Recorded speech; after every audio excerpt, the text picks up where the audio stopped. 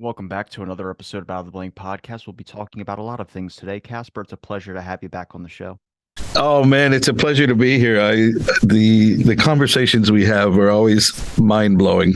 I know we're going into dating apps because we were just talking about this off air. So I downloaded it as an interesting topic I want to get into for future episodes on the show, but they're about dating apps and dating usage because I'm in my 20s and I'm looking at like who uses a dating app, and I started coming across really good PubMed and Sage articles and all these types of things and all these research scientific sites on the studies I've done on Tinder and other dating apps. There's a shit ton of them out there. But I put up a picture of my calf, just my leg, just a picture of my leg.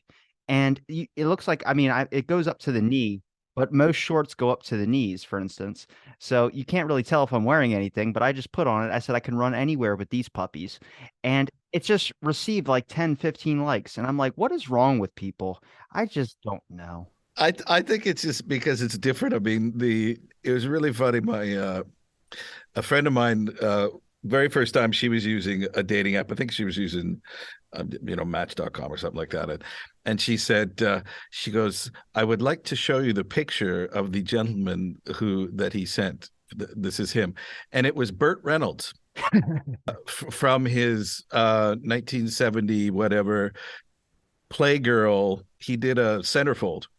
And so it was just it was Burt Reynolds from the waist up. And you look at it and I go, that's Burt Reynolds. And she goes, I know. And she goes, how can this guy not think I don't know who that is? These guys must be twins. Yeah, exactly. And then I said, well, did you meet him? And she said, no, not this guy. But it's really, you get the ones. She said it's really strange with the dating apps because you get the ones who post fake pictures, or you get the ones who post pictures and they think they look good, and they're either horrible shots, like they're horribly done, like bad lighting, or just taken from your phone, or they're in like they just don't look good. They're not attractive people, I guess, but they part of it is belief, part of it is, and then there's the it's really weird. She said on the dating app, women lie about their age and their weight. Men lie about their height, always their height. Yes. And she said, she goes, it's just really weird when you see that. So, one of the dates I went on, I met the guy and he's 5'6", 5'7", maybe, but he said he was like closer to 6 feet tall. And then she met another guy who said he was like 6 feet tall, and he was 6'7".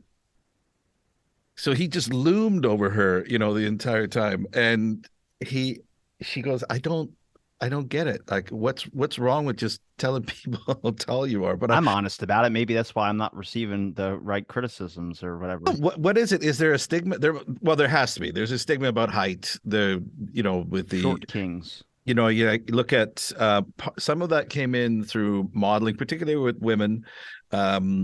You had to be a certain height to even be considered to be a model, kind of thing. But that was for women. Like, no, you have to keep contracts under, and that's another area I was interested in learning about. But you have to keep contracts for your weight. You have to stay. That's Jason Latona, when he was on here, he was explaining his Universal Studios experience.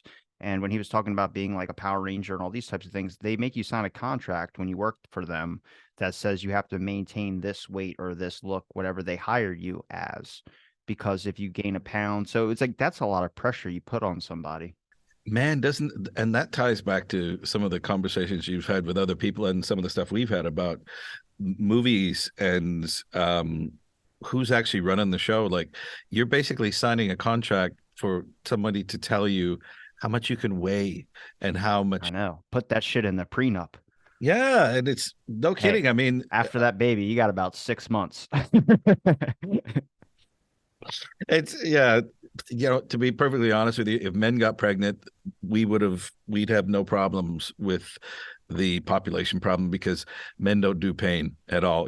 Like, we have man flu, for God's sake. So if we had to get pregnant and give birth, there would be no children at all. Guys would be like, I'm not doing that shit. What? That's ow, no, not gonna happen. I thought men's pain tolerance was pretty high up there. I watched my grandpa drive a nail through his hand and just make a quick. Yeah.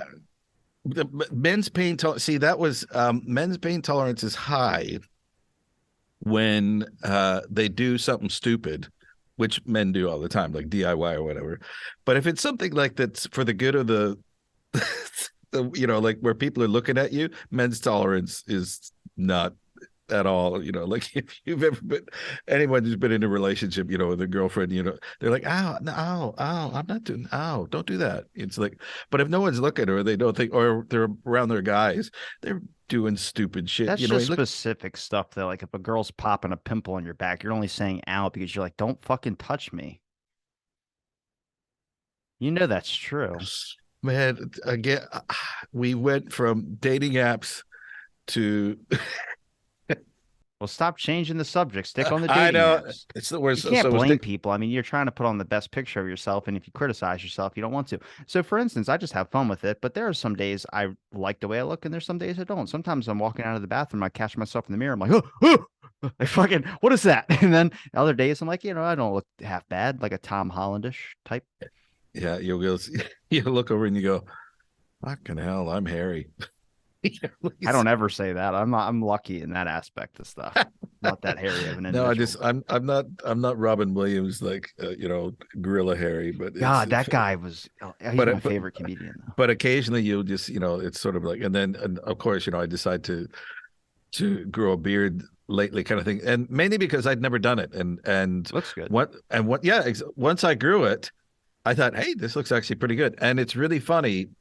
We'll get back to dating apps, but now when I've moved into a new It's place, fine.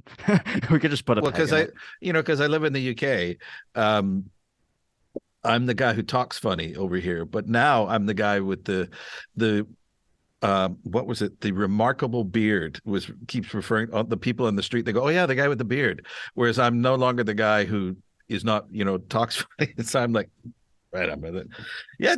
I mean, what are the, there's Tinder, Match.com, all this stuff. And they take your money. Like you have to pay.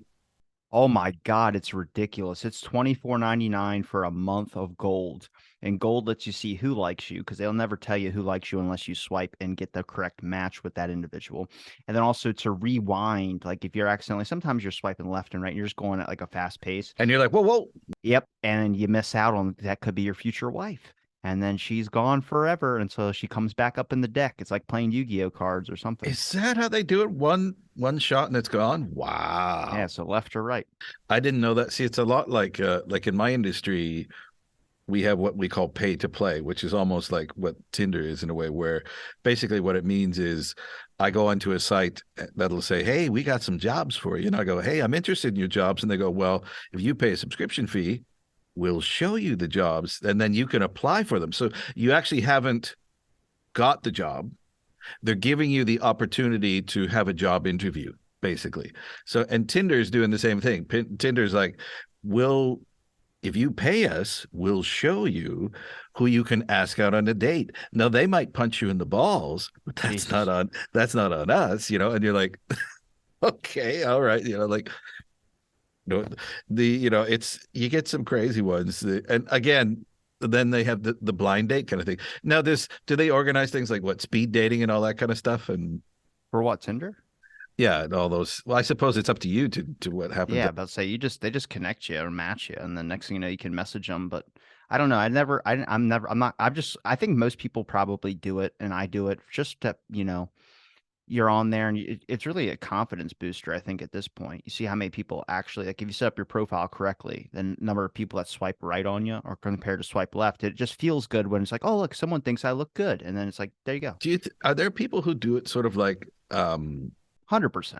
like an influencer? Whatever you're gonna say, I don't even need to know what the words Well, are. no, 100%. I'm just like no, because I'm just wondering if it's like they have no intention of ever dating these people. They just want to see how many likes they get. 100%. Wow.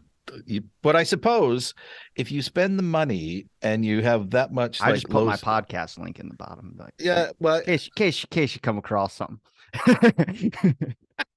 well, that's the thing. I mean, I guess if your self-esteem is so low that you need to pay money Damn. to go to a site to have people say, yeah, okay, they like me. That's all right. I'll keep paying the money as long as I keep getting the likes. Damn. Called me out, Kasper. Dick.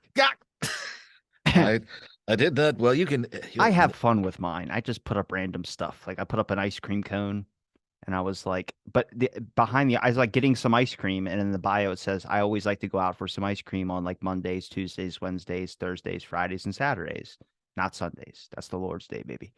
And in the picture of me holding the ice cream cone is two boxes of Magnum XL condoms. So it's like they're there, you can see them, but it's just me holding the ice cream cone. So I thought that was hilarious. I just do it to have fun. I don't actually take it seriously. I don't think, I mean, some people do. Some people in their 30s. There's a lot of single moms on there. And I'm like, hey, and it says like, uh, there's like something in there. One person was in their 40s and they say, have children and once more. And I'm like, in my head, I'm like, I um, suppose. Or you could so or maybe one day once kids. And I'm like, you're 45. wow. I don't Well, even think it's with guys it comes out properly. that's that's see that's the thing that's the crazy part of we've like society has shifted in that when you have the working parents now on both sides, and so people are really busy, and so you have sites like Match.com and dating and uh singles whatever so they can get together kind of thing. But then when you see like you go 40 45, like when my ex and I were trying to have kids and we were doing it in our early late what was late 30s when we started, but when we got into our 40s we went, we're getting a bit At 40, you thought about that? well, no, it's just in when we're in our early 40s because by then we'd been trying to have children for like 5 years, and you get into a pattern or a rhythm of this is our lifestyle, this is whatever, what would happen if we had children kind of thing. But what we thought about was how old we would be when the kids would be teenagers. And we thought, well, we'll be old enough to be their grandparents. And is that fair to the child kind of thing, kind of thing, because people are going to see us and think we're their grandparents, we're not their, it's that type of, You'll be a parent where if you have a kid at like 70, and then your kid's going to be holding a mirror up to your nose just to check if you're still alive when you're taking a nap. it's, yeah, an 8-year-old coming over going, dad, dad. But that's the thing. It's like I think Robert De Niro is having a kid now, isn't he? He's like 70 something years old. It's just, it's, Your I, kid's not going to be around, I or you're not going to suppose. be around to see your kid. No, you're not going to be around to see a lot of it. So, I mean, what do you do with that? I mean, is that, He's got the Robert De Niro money, the Godfather money, so he'll just put that away for the kid. yeah, I suppose. Yeah. Or is it That's, Goodfellas? well, he's done quite a bit of things what's the last thing he was doing the comedy stuff? The Meet the Fockers. I don't think that was the last thing he did. He did a couple movies No, with but Zac Efron. no, his those were the ones where they were de-aging them and all that kind of stuff, and I can't even remember what they were called. There was it Marlon Brando in that one as well? I don't know. Sometimes you just got to reject the script. Except Nicolas Cage. I love seeing him and stuff. I feel like every script that goes onto his doorway, I'm so happy. That guy, well, anybody who can take the mick out of himself like him, like, didn't he just do a movie recently where it was, I am Nicolas Cage or something like that? Or, He did the unbearable weight of massive talent, and they literally just poked at his career, and it was just like it was still good. but in many ways, Nicolas Cage is a lot like Christopher Walken, where he's kind of No, this, he's kind of the same. no, Well, he's the same in everything he how does. dare you? Just all I'm saying is, as far as like a character actor, you have a character who is, they're the same. You know, every movie you watch, you know what you're gonna get. I think there's going to be no character acting in really, And people will still pay to go see it. because they enjoy, like, there's something about the character. He's been in some really weird ones. I remember there was one he was in where he thought he was turned into a vampire. Oh, Renfield. No, it was called Vampire's Kiss. Oh, Christopher Walken or Nicolas Cage? No, Nicolas Cage. And it Damn. came out in the 80s, maybe. And it's pretty much a cult classic. You got to see it. It's a guy who he he starts wearing plastic teeth and sleeping under his sofa because he's flipped it over like a coffin, and he you know, you have to kind of, I don't want to spoil any of the movie for you kind of thing, but I think yeah. Would you rather be a serious actor or would you rather be a comedic one? Like, if you could do voice acting, would you rather take up only the funny roles or would you only want to take up the more serious stuff? If you could redo your whole career all over again, what path would you take? That's a very good question. Because Thanks. I'm trying my as hardest. no, there you go. Because as Steve Martin put it in his 1979 album, my favorite album, comedy is not pretty. Uh, Doing comedy is hard. Is that with the bunny suit or the bunny ears he had on and the white suit he's dancing on the front? I have that posted on my wall in my room. It's I found the album at a store and I put it up as art. That is one of my favorites. Yeah, he was. That's a different topic altogether, kind of thing. But comedy is really, really hard. And the thing about that is, being a serious actor, you've had a shitty day. You go to work, you do your lines, and you get out of there. Serious man. You're a comedy guy. You've had a shitty day. You go to work. You do not feel funny, yet you have to be funny, kind of thing. And so because there's a certain, you can tell when, like, if somebody is, there's a certain type of humor, and we've all experienced it, when somebody is not doing, the humor becomes very sarcastic, becomes very, like, there's angry humor kind of thing. Like Bobcat Goldthwait used to do it really well, where his comedy was very Gilbert Gottlieb, Gottlieb, this type of even Andrew Dice Clay, if you went back to that kind of thing. But it was sort of an angry, is this really funny type humor? It's Because just they the just, guy ranting about stuff. yeah, kind of thing.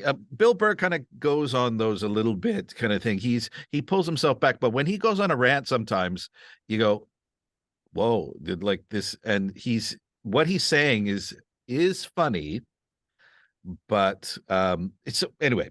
So to answer your question, if I was being paid for it or whatever, I'd be the serious guy. And like, if that was my thing, kind of thing, and I'd save the comedy for home, because if you got to go to work and be funny all the time, it is fucking hard. Well, I would think it would be easier to have more roles if you were more serious. Like you have a very serious voice, but also people look at the catalog of what you have. But I feel like if you're doing narrating stuff, Totally understand. they Yeah, want the serious tone. I like the comedy, but I feel like that would only put you in specific roles of like cartoons or types of stuff where they have a comedic character. But you get down the path of like, I mean, what could you, I mean, I would think that the only avenue you would really have besides limiting roles to characters that are only funny in cartoons is radio. You're listening to K Dog 1877. yeah. Even then, those are kind of thing, like it's interesting because you limited it to voice. Because when I was acting, I was considered what they call a character actor. I forgot you're an actor too. But my agent, I remember one time she pulled me aside and she goes, it was really funny. She just said, "You're never going to be the leading man." And I went, Damn. "Well, no, but, just one of those." And I went, "Yeah, I get it. I know that." And she goes, "But you'll be the best friend of the leading man, and it's the best friend of the leading man that gets the spin-off. The leading man, his show's done, but the best friend gets his Damn. own show later on." I think she realized she was an asshole by saying that and had to recover. She was just very blunt. She was Italian, very uh we were actually pretty good She a friends. little hairy too. No, she was best man. She was best man at my wedding, kind of thing. Oh shit. Yeah, and she no, she was just very, she knew the industry very well. And so she didn't want to represent people who had delusions of grandeur. Like, she said, "Look, I need you to know who you are and what you think you can do." Um uh I remember for example, she sent me to this one role where it was a guy, he was the bad guy in a movie, and he's a kidnapper, and he's basically beating up somebody tied to a chair. And the casting director said to me after, they went, "Kasper, that was really good. That was really good." And I said, I'm sensing a butt here. And they went, "Yeah, it was kind of like being beat up by a teddy bear because you don't look the part." And I went, Okay, yeah, I get it. It's so because they wanted something. Now, what ended up working for me there was there was a show. There was a show on TV that came out around the same time. It wasn't the X-Files. It was they had a Millennium, and then they Profiler. It's a show called Profiler came out, and they they were doing a show, another show that was called John Doe, and they needed a serial killer, and they basically called up my agent and we said he's our serial killer, and she went, what? He looks nothing like a serial killer. And they went, exactly, they never do. How many times have you asked that guy in the street, he was such a nice boy or whatever. So when I was cast as the serial killer, everybody said the same thing. Why is he the serial killer? He looks nothing like a serial killer. And the directors kept saying, that's the point. That's the point. And I got to do some badass guy, kill a couple people and get beat up at the end and get Can you send me that footage? yeah, it's part of my demo reel actually, I think. It's old now kind of thing. Can But you yeah, share screen? Can I want to watch it right now? I don't know where it is. I'd have to find it kind of thing. Damn it. That's the thing because it's from the 90s. So when How'd you kill somebody? Tell me. I slit their throat with a knife. The It was fuck with is a kniff? a knife, Oh, fella. okay. No, Sorry. I'm just like, what? I was a butcher who used to I would kidnap women and I would bleed them. It was around the same time. Do you remember? You might not. You might be too young. I don't know. Do you remember the murders that were at the pig farm in Canada, where they found a bunch of remains of bodies? There was like 40 bodies on a pig farm, and basically the guy who owned this pig farm was kidnapping prostitutes off the street, bringing them back to his farm, killing them, and then feeding them to the pigs. And Damn. the pigs would eat anything. And so they found all the bones. They found the bones. So my character was based on him. Um, as you did back then, you stole from whatever kind of thing. And so I was basically a butcher who used to kidnap people. And what ended up happening was I kidnapped someone and I was bleeding her the way that you do animals. And I went to do something and she escaped. She got away. So this is how they caught me because she got to the police who they found out where I was and all this. And I think there was a psychic involved or something. I can't remember how it went. There's a There bloody always is a psychic involved, but they never see it coming. That's the crazy part. exactly. But I had to, yeah, I learned a lot on that thing. One of the things I learned, for example, was at this farm, and this is totally respect to other people, and my other workers, and particularly women who were working in this field.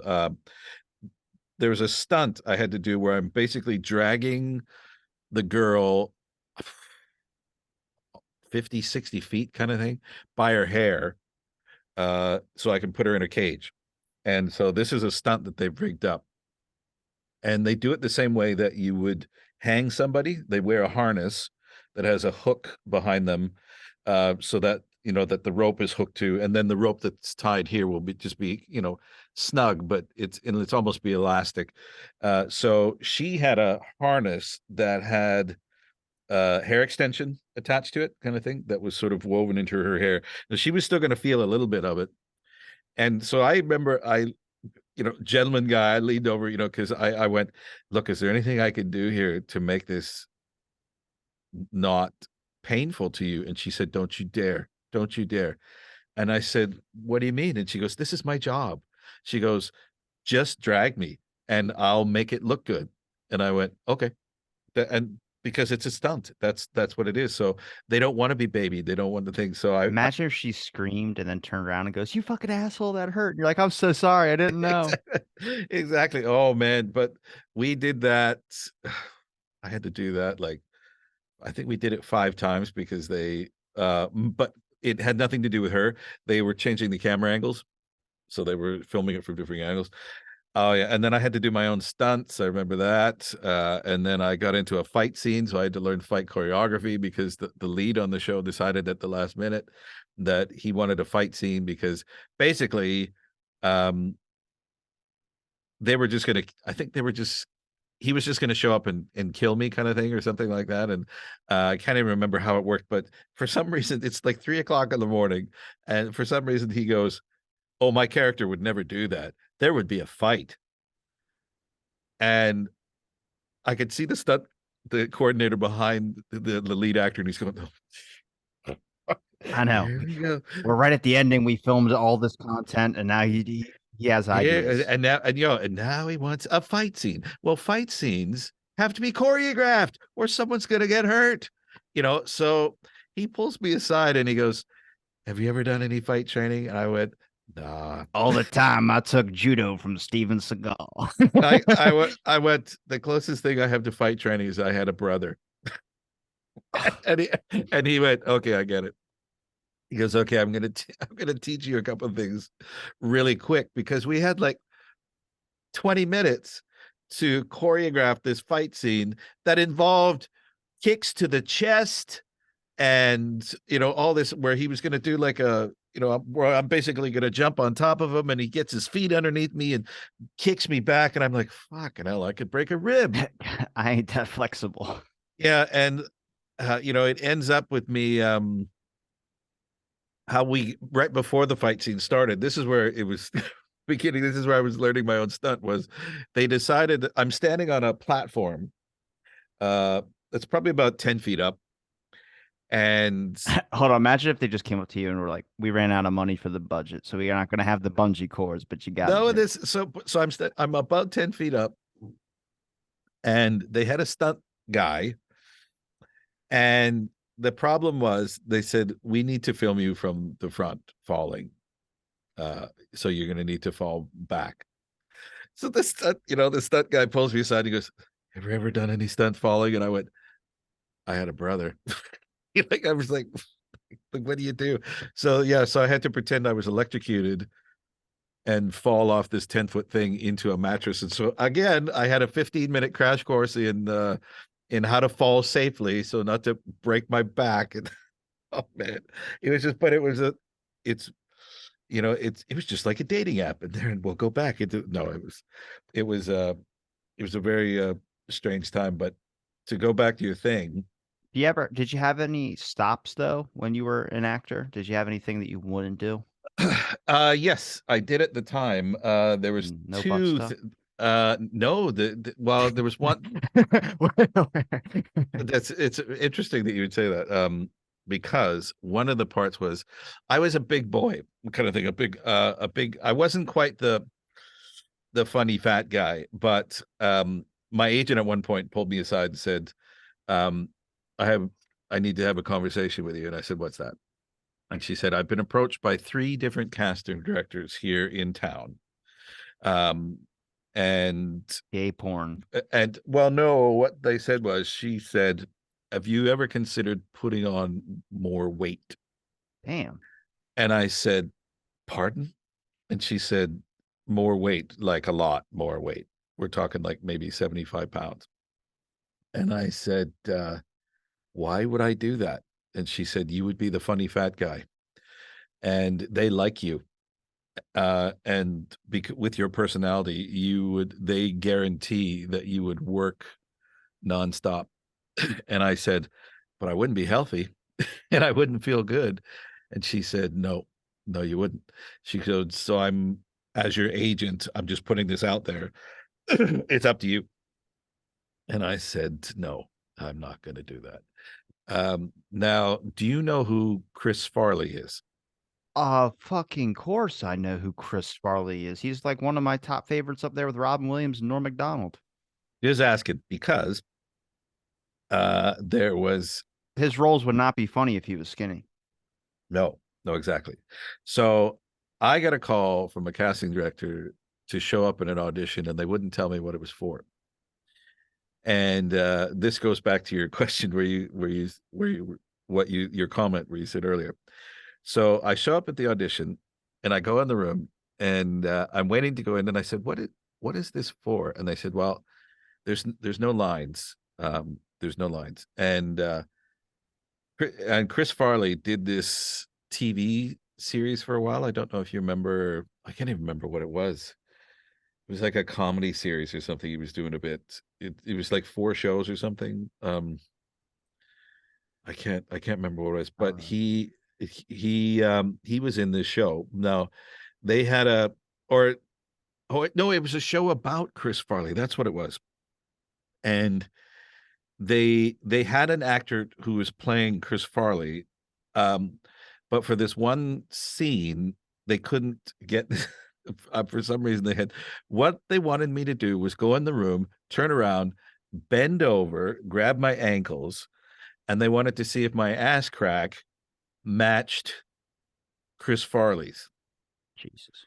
And I looked at this. Hey, it So says I made read in China on here. no, so I read the description on this, and I went, "Are you fucking kidding me?" I go, "Really?" And they go, "Yeah, yeah, that's what they're gonna like you to do." And I said, "No, no." And they said, "You can't just walk out of here." And I go, "Yes, yes, I can." I go, Good "That for is the you. most that is the most insulting thing. How much is it paying, by the way?" No, I didn't say that. No, but I basically went no. And that type of stuff happened a lot You had a couple more zeros onto that where check, and I they would might ask be you. thinking about There it. was one I turned down one spot where it was for it was a commercial that was going to be shown in Sweden, but they needed basically a middle-aged guy in a bathtub. And I went, "That's fine." And they said, "Well, you'll have to be naked." And I said, "Why would I have to be naked?" And they said, "Well, because it's going to be for Sweden or something like that." And in Sweden, they do a lot of nudity on their commercials all the time. Like their soap ads and things will have nude people in them. And I went, "So they need a nude guy in a bathtub." And I went, "No, I'm not doing that." I'm not sitting in a bathtub for 6 hours, kind of thing. Uh, and then there was one other scene that I turned down that some of my friends go, "Why did you turn that down?" It Wait, was for before we Game get of to that, I want to talk about that's a real thing. So Kevin James was approached by his manager that she was afraid that if he lost weight, he'd lose roles. And it's kind of like a myth. Like that's not true. He's a funny guy. I was like, well, no, there's a type of comedic art to a funny fat guy for some reason, and I don't know what it is, but everyone laughs. It's easy, and I noticed this because I had recorded a scene where it was supposed to be like, why won't anybody take me seriously? And then it was me looking out my window and I was butt ass naked. And I had recorded it. I had like did it and I had posted it. And one of my buddies, Dan, who's a trainer at my gym, just goes, dude, it's just not funny. I was like, what? It's fucking hilarious. If it just cuts to you to see my ass and I'm just out my window like waving at my neighbors. And he's like, the issue is that you're in good shape and it comes off not funny but more sexual. And I go, "Oh, that's so fucked." And then I was like, because it was a great skit, and then you can't do it because everyone else was like getting like everyone was putting heart reactions instead of like laugh reactions. I was like, Yeah, damn, these are the things because you've got you had John Goodman, John Candy, uh, John Belushi. They're all named John. This isn't that interesting? They all went through that don't lose weight or you won't work phase. John Candy, when he died, when the movie he was filming when he died, he was basically eating a bacon sandwich and with a side of bacon. He's in Mexico filming this movie, and they told him they said, "John, why are you doing that?" And he goes, I can't lose any more weight." He goes, I gotta work. that's so fucked. Yeah, yeah, it was. And that's the thing, kind of thing. And so but it was no, when you get into the nudity clauses and stuff like that, again, going back to what you did, I was asked, my agent at the time said, it was over here. They said, we've got a call from the people at Game of Thrones. And I said, Really?" And they said, "Yeah." And they go, they'll fly you to now. She started with, they'll fly you to where I think they were filming it in Romania or something like that, for this scene. Um, And I go, why are you leading with that kind of thing? Are there any lines? And she goes, a couple. And I went, okay. And it became, did you ever watch Game of Thrones? One episode. Once the brother was fucking the sister, I was like, I'm out. Yeah, it's that type of thing. Well, there's an infamous scene called the Walk of Shame, which you could probably find on YouTube if you ended up. And in the walk, now they probably won't show the whole thing in YouTube because in the scene, there's these three guys, butt naked, covered in shit. Oh god, Um, it's always shit. Human very, shit. no, pig shit actually. Okay, And they're very, they're like it's not so farmers bad. or something, but not, but they're standing there. Now, it could have been at the time they would have used mud or whatever kind of thing, but that was the whole point is you had these three naked, very unattractive men are yelling shame, shame at this woman as she walks past. And the whole point is if these three guys are yelling that at her, this is a very shameful moment for her, kind of thing. So I said to my agent, no. And she goes, it's Game of Thrones. I went, no, get away. Am I standing there in a crowd of extras, naked, covered in poo? Now at the time, I didn't really have a good self-image of my body kind of thing. But at the same time, I'm like, I'm not standing, this Yeah. it would have been very cold, very because they would have whenever you get into big crowd scenes, those take forever to film. Like anything I did for like, Smallville and stuff like that. Whenever you're working with lots of people in a scene, it's gonna take a long time, because all the extras, you got to get them all working in. And I just went, no. And she goes, yeah, but you could be on Game of Thrones. I went, no. And they weren't paying a lot. Then, It's not something you can brag about. well, yeah, because I was talking to a girl after this thing, and we were talking about like nudity clauses in movies, and she goes, "How much did they offer to pay you for that, by the way?" And I said, I think the day rate was like 750 pounds, and then they were going to pay me an extra 500 pounds for the nudity kind of thing." And she goes, "Yeah, I was asked to do a nude scene for Game of Thrones as well." And I go, "Oh," and she said they offered me a bit more money, and I went, "Oh, did they?" And she goes, "Yeah, 5 grand." Damn. And I went, boys and girls, boys and girls. That was the whole thing. Like I think it's because they know that the receive on the end of getting her naked is the fact that there's going to be people that'll probably rewind back to that and just pause it on certain moments and just kind of do their thing. So she has to keep that in her head. Guys, it's a little bit less. well, guys, unless you're Jason Momoa, who's a He's big not guy, that good a shape. And once he shaves his beard, he looks in Fast X, he looked terrible. did he? Oh, Yeah, he looked like shit. but he's a big guy. He's a big guy, and so so you had all these funny moments where you kind of went, wow. There was so many moments where you had to reevaluate, why are you doing this? Like, are you sure you want to do this? Now, I know people who would have jumped all over that. They would have been, yeah, I'm in, kind of thing. But at the time, I just didn't feel that was good. No, it had nothing to do with my career. I guess if you wanted money, I guess if you wanted it's an experience. It would have been an experience. Um, I've had different kind of different types of experiences where I had this one spot, it got canceled at the last minute, and I was so sad because they were they were going to fly me to Israel. I have no idea why this was being shot in Israel. And it was a cell phone commercial, and they wanted me to referee a women's mud wrestling tournament. Oh my God, that'd be and perfect for you. and that's what the ad was, and I'm like, okay.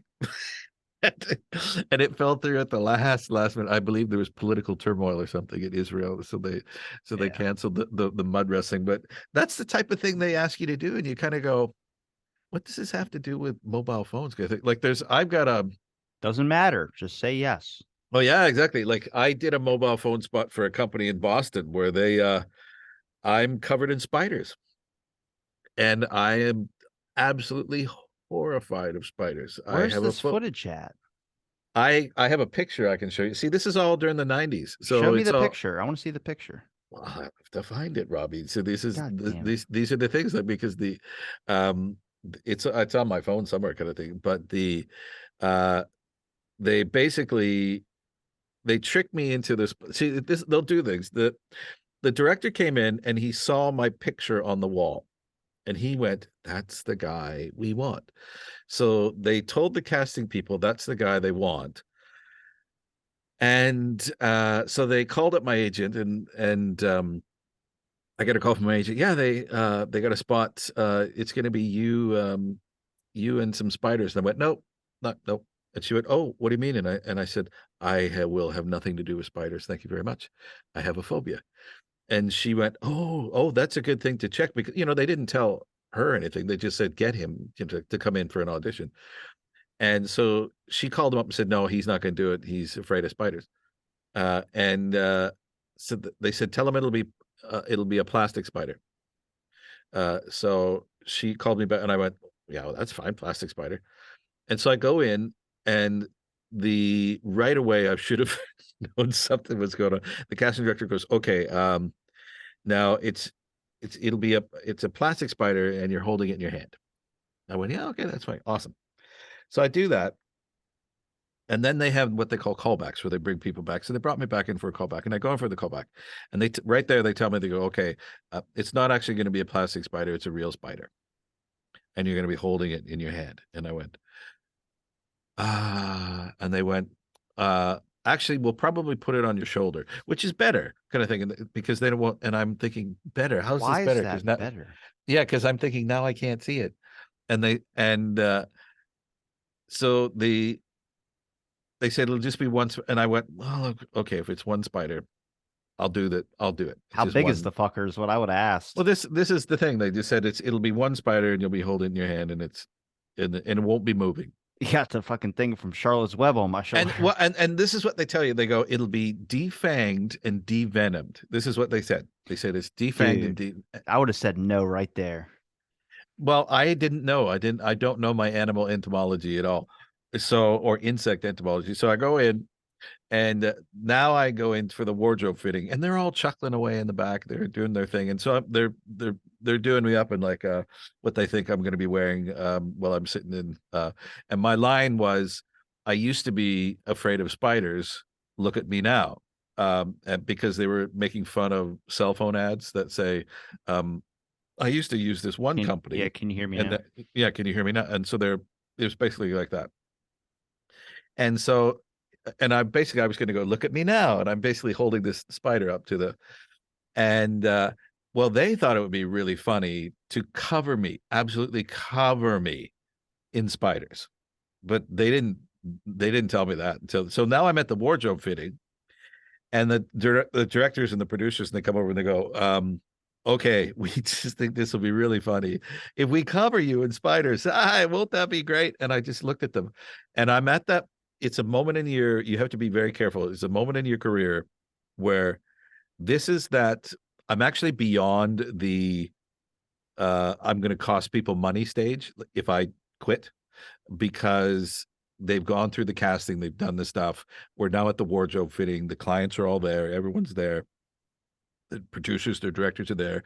They're making their final decision, about what I'm going to wear, but they already know the logistics. And if I walk out at that point, I'm going to cost the company up to like $10,000 kind of thing, if I walk. So I went, yeah, that sounds really good. Yeah, but that pressure shouldn't be on you. That should be on them because they can't just change it. Exactly. So, but this is what they did. This is in the 90s, where you had a lot of movies where portions of the budget were put aside for like cocaine and hookers. Where you went. So here it is. The 90s, and they decide at the last minute they're going to change it, and it doesn't matter to them because I'm a coat hanger to them. I'm a thing, and which is how some people would deal with actors when they were, particularly when you were doing commercials. So I go in to show That's up why on there's the Actors Guild. exactly. So I show up on set, and that's the only time I've ever got really really drunk before I was before work. So I show up, I'm hungover, I'm absolutely, and I go in, and the the there's these two girls sitting beside this guy. I'd never seen the guy before, and the two girls were like, "Yeah, I hear the spiders are going to be devenomed and defanged." And the guy went, "Oh no, you can't do that to spiders." He goes, "That's how they eat. They, you know, they Like, they yeah, die bite and they without it. poison. Yeah, and you can't do that. They die." And I'm looking over and I go, he sees me and he goes, "Oh shit!" And he comes over and he goes, "You're the talent, aren't you?" I went, "Yeah." He goes, "Yeah, I was supposed to lie about that." And I Damn. went, "Oh, really?" He goes, "Well," he goes, "at least you won't be using one of these." And he goes, "Come with me." And we go over and he brings down a hat box that's about, a foot wide, a foot square. He opens up the hat box and there is a spider. It's a bird spider. They're called bird spiders because they're big enough to eat birds. They catch birds. It's like the grandpa spider in Arachnophobia, I think it was called. Jesus. Uh, and so it's huge. So he takes the lid off. Three people faint. They see the spider, they go, "Oh my God." And so the crew is dropping all over the place. And I see this, and he puts it away. He goes, "Yeah, so you won't have to use that." He goes, "Come meet who you're going to be working with." So he brings me over, and there's a tarantula. First one, it's a tarantula. It's bigger than my hand. And he goes, "This is Uncle." And I went, "Hi, Uncle." And I saw his foot goes up like this. He was like waving at me, and he goes, "Now, Uncle has been in 35 films. He's a Damn. pro." He's got more He- credits than all of us. yeah, exactly. He goes, he knows what he's doing. So there's going to be no flashing lights, no nothing that's going to freak him out. Now, Uncle's only issue is he moves kind of slow. So you're just going to have to be very patient as he makes his way across. And I went across. He goes, "Oh, haven't you seen the storyboard?" And I went, "No."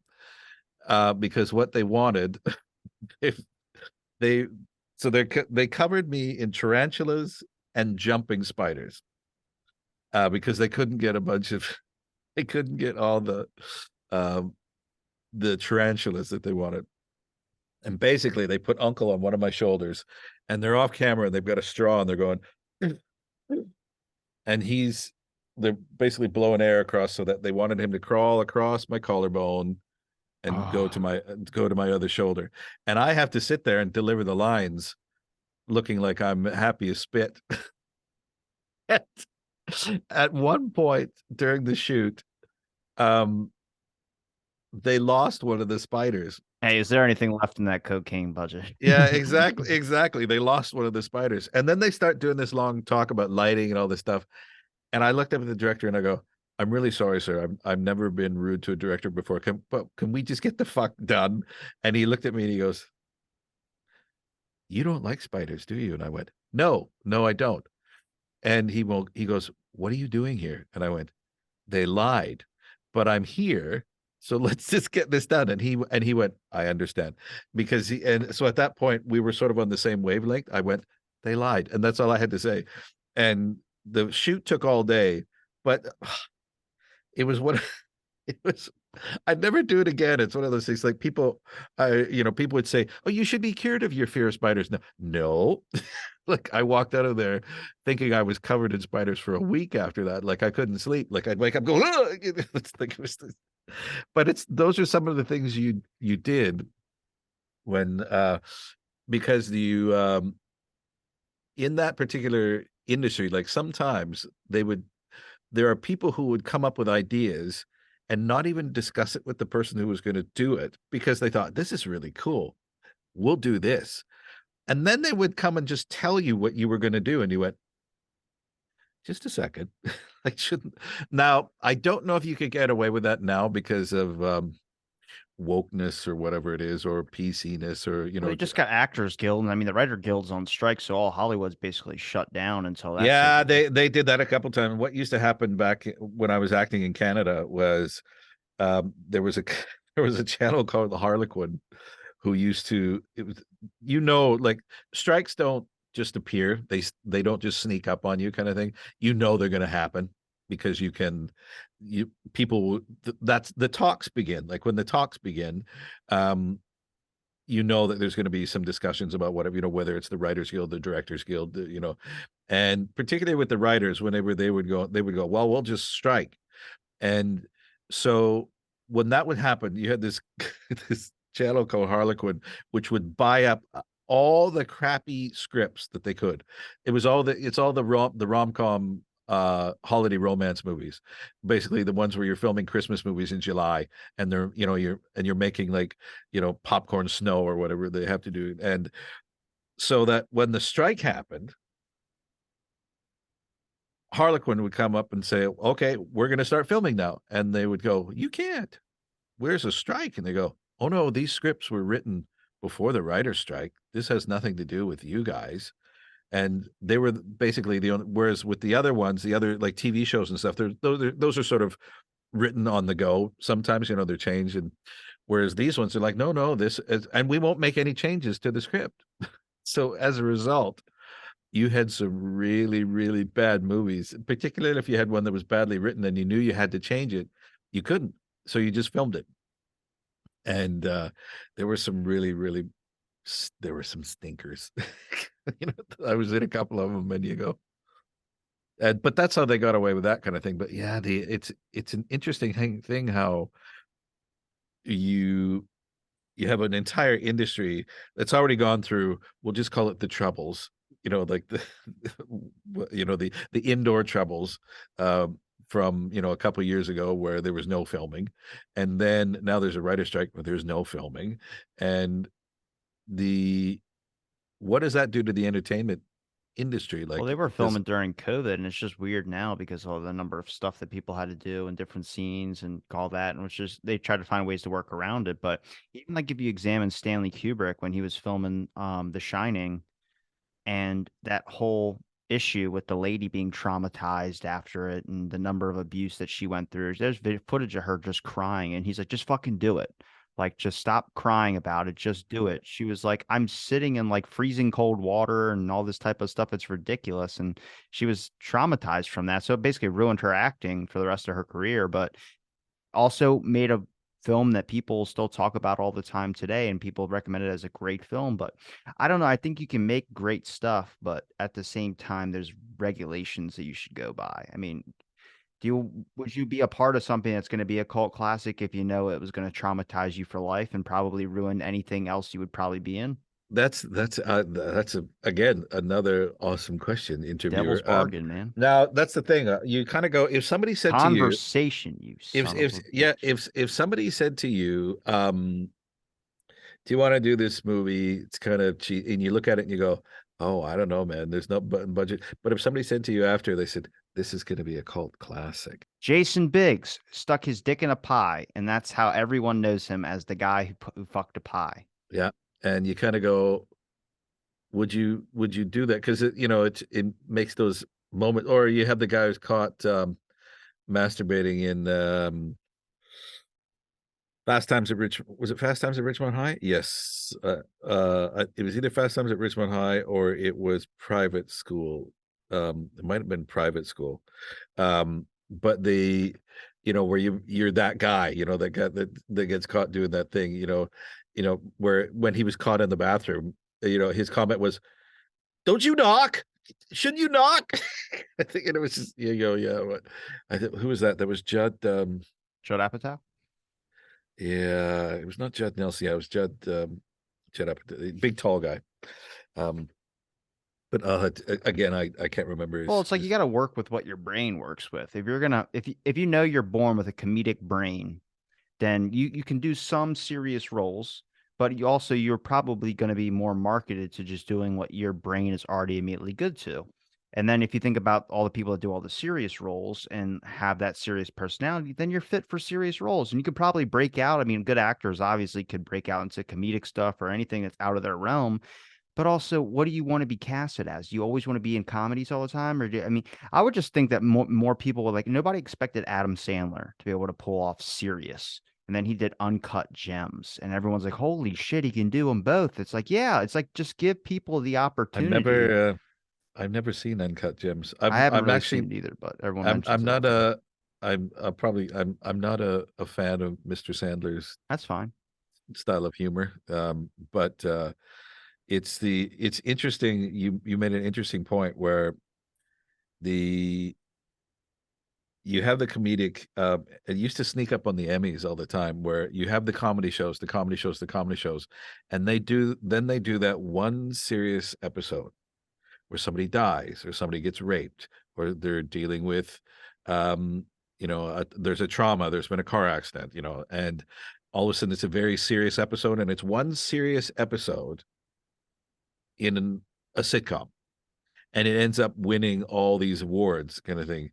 And in many ways you want to go, well, just a second, that was written, this show was written, that scene was written. This isn't this. You can't do that. This is a sitcom. This is a situational comedy. So if you put in a very serious show in the middle of a situational comedy, it changes the entire show. And the audience who's watching it, who's expecting to laugh, isn't laughing, and they're shocked. So they go, "Wow, that was really good," because we didn't expect it. That's if that's why you're winning the award. That's not because there's been if you tuned in to watch a drama and they were doing the same thing, somebody's raped, there's been an accident, there's in this, it doesn't have the same feel, even though the acting is just as good, because that's what you're expecting. You expect so I could never understand why the one I remember the most was All in the Family. Remember All in the Family? Archie Bunker? I've heard of it. I've never seen anything of it. Yeah, All in the Family was the very first show on television to feature the sound of a toilet flushing. And because before that, that would have been considered rude or vulgar or whatever. So every single show in All in the Family um, had a toilet flushing sound in it, kind of thing. And the the American audience just they loved it. They just laughed it up. And it was based on a British show called One Foot in the Grave. And it was basically Archie Bunker from All in the Family was a racist. He was a bigot. He was but he had a heart of gold and he would change and do all these things and it was a very, very popular I know who Archie Bunker was. yeah, yeah, very, very popular comedy. And then for some reason in the show, um Gene Stapleton, who played his wife Edith, who is an absolutely fantastic It's because she wanted more money and they had to kill her off. no, And then she they did didn't a spin-off of the show that just no, plummeted. well, yeah, well, she didn't die at first. She got raped. And so they did an episode about her being raped. And that was, I remember, even because this would have been like 1975, 76. So I'm like 8 or 9. The fact that I'm even being allowed to watch, All in the Family, but I remember the show and I remember being shocked. I didn't understand as an 8-year old what was actually going on, but I did understand that it wasn't funny. And it was quite jarring from that. Because there was what you were actually as an 8-year old, sometimes you were watching shows, particularly where the American shows where they put in the canned laughter, where they're cueing you when to laugh, when to laugh because the laughter's there. So in this particular show, there was no canned laughter, there's no nothing. So the show was all very serious. It's a drama. And I remember thinking, are we watching the right show? This is- it got very serious all of a sudden. And that's you know, I guess it's a plot that you kind of do to throw these in, but they used to call them the I they would were just think you get bored and then like we don't incentivize people to change up things that work. That's why we have so many superhero movies all the time. And I'm like, for me, it's like I would give anybody the opportunity to try and impress me. I didn't risk out or miss out on a lot of opportunities. That's why I said if you give me the opportunity, I probably won't let you down.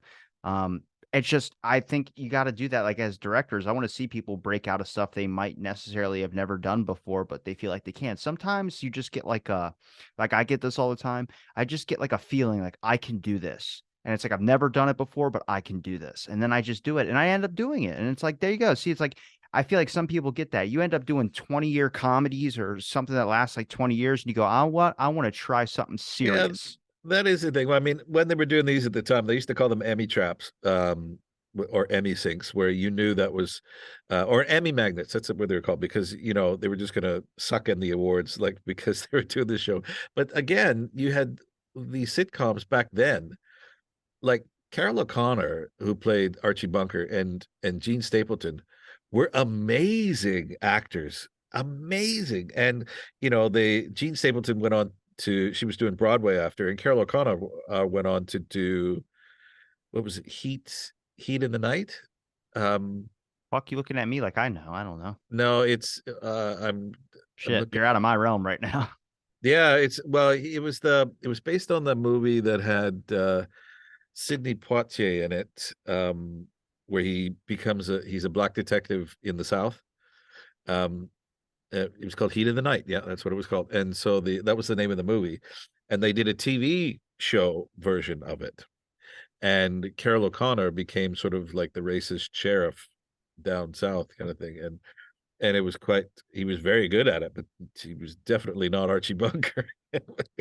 and it's you think about it, you go, his son Meathead uh, ends up directing Spinal Tap and uh, Princess Bride. He was a very very funny guy, who wasn't really. I mean, they like he was the boyfriend, and then you had the daughter, and even the daughter. They were all very accomplished actors. Um, and it was like a different thing back then where there wasn't the same stigma to do television as there was later on when you got into the 80s and 90s. And now that's sort of changed back again, hasn't it? Because now you have all the big actors who are now doing TV.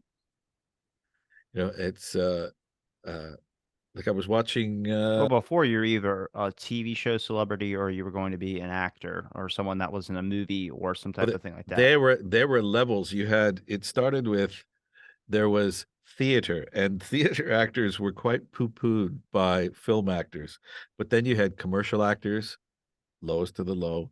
Then you had TV, then you had movies. And there were levels that you would um when you're talking like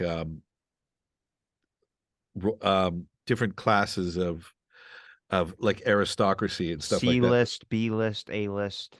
When they talk about those things. And so the now when they people would at, Chili's baby back ribs. Have you ever seen that? Those guys, they put on A-list material. So they released the recording for Chili's baby back ribs. You know, I want my baby back yeah, ribs. yeah, yeah.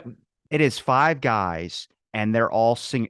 I swear to God, it's the most beautiful thing I've ever seen in my entire life. And the recording of like the live camera of them doing it, those guys for that commercial, that was A-list material, and they just did it for a shitty Chili's commercial that was used for like 10 Well, years. well, how about the guys? What's up? What's up? That's a good one too. And those guys, that wasn't written. It was just a bunch of guys. Um, who, in fact, those guys, as far as I know, weren't even actors. Really, they were just. This is what these guys used to do all the time to each other. Hey, what's up? And it got to the point where it was like if you've ever seen a Three Stooges movie, where it was like hello, hello, hello, wherever they're answering telephones and thing, everything was in harmony and all this stuff. So the What's Up guys were the same thing, and they became a phenomenon. It's like where and it is when they get into catchphrases. Yeah, it's the industry is just I think things have changed a lot, kind of thing. Even with even in the music industry where there used to be levels as well, but now people are doing albums in their bedroom and it doesn't matter, kind of thing. Like you've got Billie Eilish, churning out some pretty good stuff from her bedroom, kind of At thing this with her. point, you just don't know what hits and what doesn't. Yeah, that's the thing. The shit I think would never ever get a hit ends up getting like a billion hits on like TikTok or something like that. I'm like, what the hell? Like I had a video of me just like done after 5 hours of cardio, and I always smoke like a cigarette after 5 hours of cardio. And I just go, it's playing what is it? come a little bit closer. And it's like, it's the part where it's leading up to about to drop, come a little bit closer. And as soon as I go, and I knew, and I just exhale. And then it goes, come a little bit closer. As soon as that part hits, I just put the cigarette in my mouth and then just start smoking it and walking. And that gets like, I mean, all my favorite comedians started liking it and everything like that. I sent it to them and I was like, damn, I was like, the one thing I would think would get a lot of views ends up getting a shit ton of views. That's the thing. And yeah, and so that's you don't know what the public is gonna like. At least you're not a director that spells like $1 million of your cocaine budget on some dude trying to jump out of a helicopter, and then like you get like $10 from the ticket sales, and you're like, damn. Yeah, the it was weird when you talk, but that was a big thing in the 80s and the 90s where they, with the stuff that went on with movies filming was quite sad in a way, kind of thing. But we've already had the repercussions Shit, of what. 3 people died in a helicopter trying to land. Well, that's happened a few times, kind of thing. Damn. That happened in when they were filming Twilight Zone. Yeah, that's what I was talking The about. yeah, and again, you have to kind of wonder like what were the in that one. I think that one was a stunt. There were issues with the weather or something, something happened, but I think people were punished in, Someone went to jail, 100%. or at least a head rolled somewhere, kind of thing. That's how you look at it. But with I'd again, I'd have to look back on it, kind of thing, to think of. But it was a crazy, crazy industry. I liked what I was doing for a while. I did some really weird stuff, and then I just went, I got to get out, kind of Tell thing. me about the weird stuff. Uh, Weirder than the I spider stuff? Yeah, I did one spot for a local restaurant chain where Tell me. Who was it? their big thing was hot wings. And they were introducing a new. Chili's? No, this is in What Canada. baby back, baby back, This baby is back ribs. this is in Canada, kind of thing. And so they had some new wings that they were bringing in, really hot wings they were bringing in. And basically, the as a sight gag, I'm playing a guy who's eating these wings, and it was just me first. They film me, and I'm about to eat the wings, and then I eat the wing, and there's like a poof of smoke, kind of thing, and there's this woman walking past now, and now I'm sitting on the bench. Um, I basically, my clothes have been like hulked off, where I'm only sitting there in like torn trousers. My shirt's gone. My hair's all done, but I'm completely purple from the waist up because I've been eating these really hot wings, and it basically looks like I've been charbroiled, kind of thing, So I had smoking hair and all this kind of stuff. So they basically painted me the color of a grape from the waist up for this shot, and found out after we'd finished that it was indelible ink, basically like, a big black felt marker. So I was the color of a grape for 3 days until this stuff started fading. In fact, I was a good healthy pink for 3 weeks. It's the Incredible Hulk, slightly gay cousin. Yeah, it's like, Hulk smash. And you're like, but yeah, I was Damn, we're gonna get canceled for that. we're talking like a pink, yeah, like bubblegum pink. Hey man, your other fruit friends are over there selling socks. Is that the commercial you're supposed to be in? You know what that is, where they dressed up as the fruit and were selling socks? What was that? Fruit of the Loom. Oh, that's right. Fruit of the Loom. They sold underwear, and then they were selling socks, and the Fruit of the Loom guys have been around forever, kind of thing. Ah, Veggie Tales. It's that way. That's the thing. So I did that, and I did one where I rode a roller coaster 27 times in a row. That was a hoot. Um, Jeez. but that was in many ways the stars of that ad were the kids, because I'm on a roller coaster packed with children. And they told the children they needed to be quiet because My hands are up. I ain't touching anybody. Just well that nobody's me no too no and it's me. well exactly, but they had to in the children, they said to them when they said be quiet, because they're on a roller coaster, so the kids are going to want to scream because you're on a roller coaster. And they said, put your hands up, have as much fun as you can, but don't make any noise at all. And I'm sitting there and I'm mic'd from head to toe. Um, three different mic, and the mics were taped to my chest because they had to put it in. So we're talking about, talking about furry guy. And then I had to deliver a monologue while the ride starts and it's gone, and they got a camera mounted in front of me. And what they did, somebody crawled around the ride before I got there, and they marked little bits of like tape. I could see the tape out of the corner of my eye, which is really strange. One was like a 10-second mark, 15, 20. So I knew it was a 30-second ad, and I knew where I had to be in order to get my monologue out. And so at one point, this thing, I'm in a 3-piece suit, glasses, I'm hanging upside down, holding a potted plant, a picture of the park.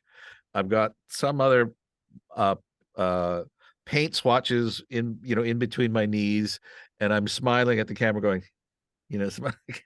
Well, and I think the catchphrase was, oh yeah.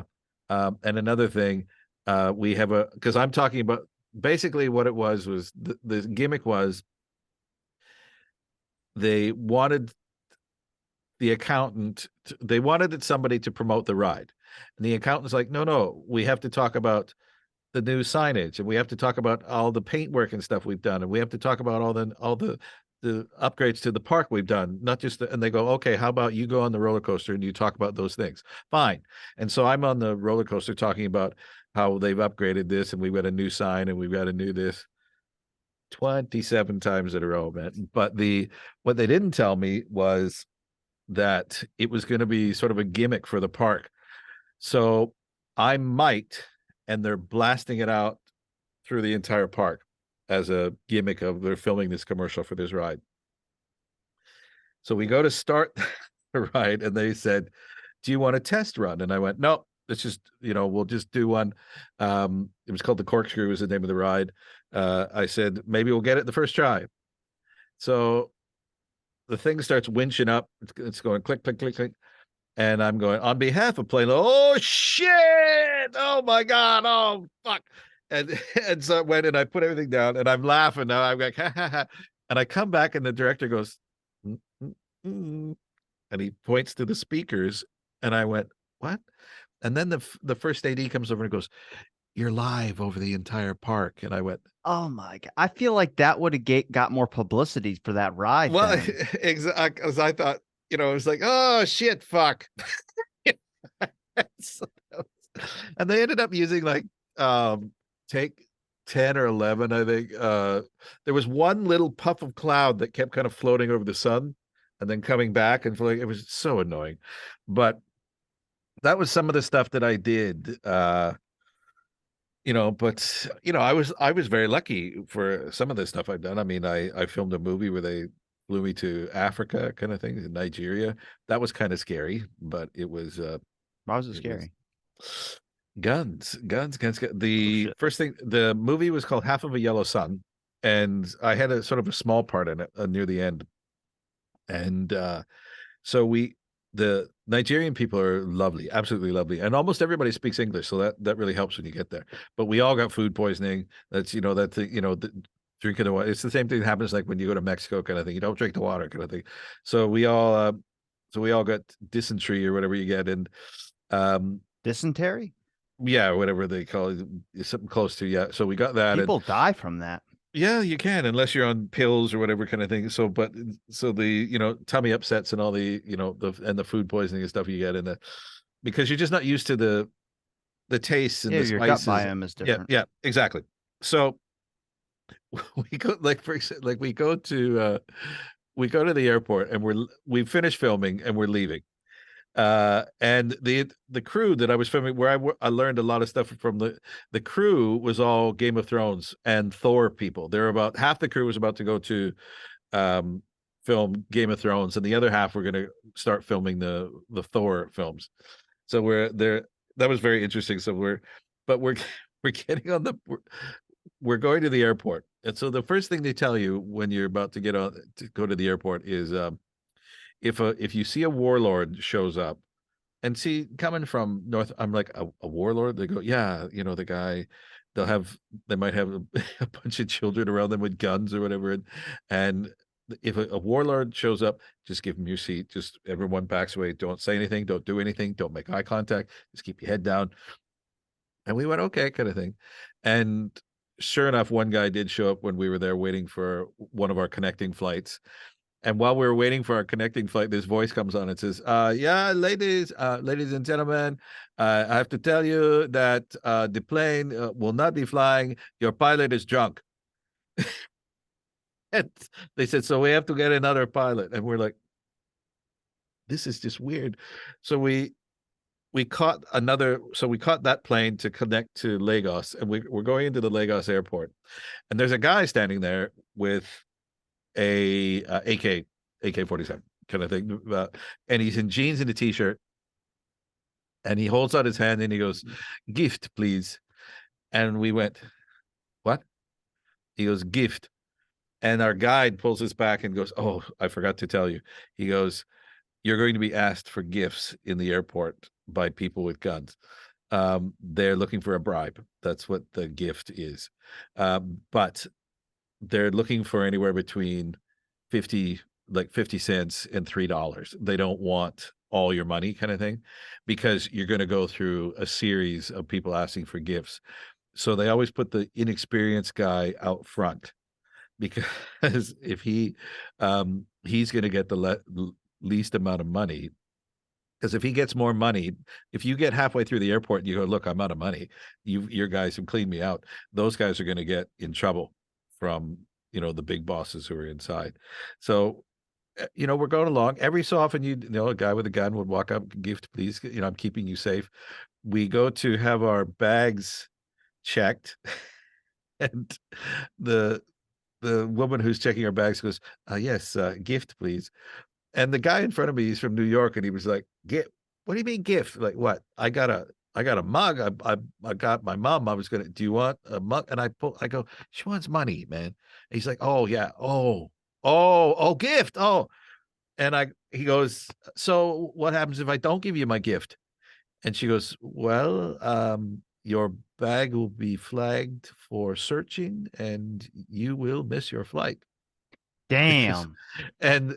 and he went, "Oh, here's $2." And she went, "Thank you."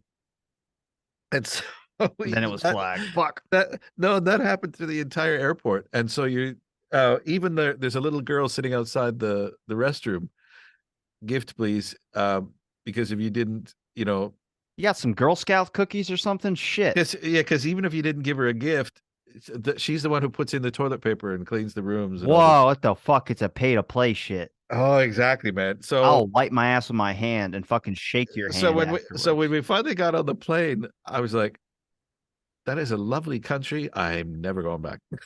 Shit, I would never go there in the first place.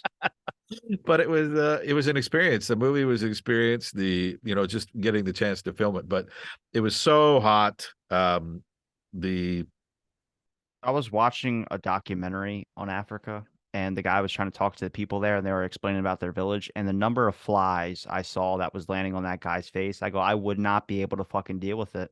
I would be losing my mind. I mean, one dude had it was on his eye, and he was just like, I'm not even bothered by it at this point. It's like eventually just give up because you're wasting energy trying to swat them sons of bitches. so it was just, when you have bugs large enough to carry away small children, it's a very interesting country. But again, you get yourself into that sort of trap that the last the Netflix, drama going on with Cleopatra into you realize that Africa is very large, and there are many colored people in Africa.